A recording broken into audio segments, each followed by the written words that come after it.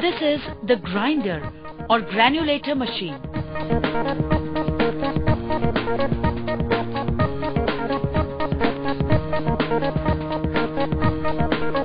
The purpose of this machine is grinding of injections, blow molding articles and lumps.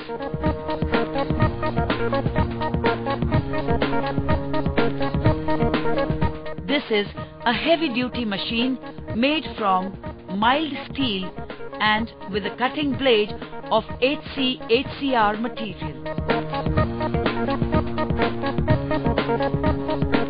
One can attach conveyor belt for feeding the material.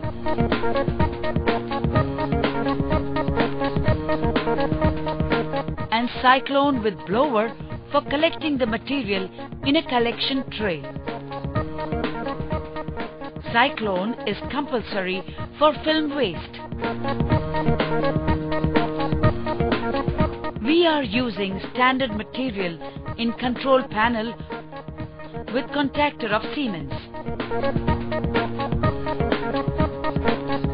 There are more than 7 models available in different capacities up to 100 horsepower and 1000 kilograms per hour.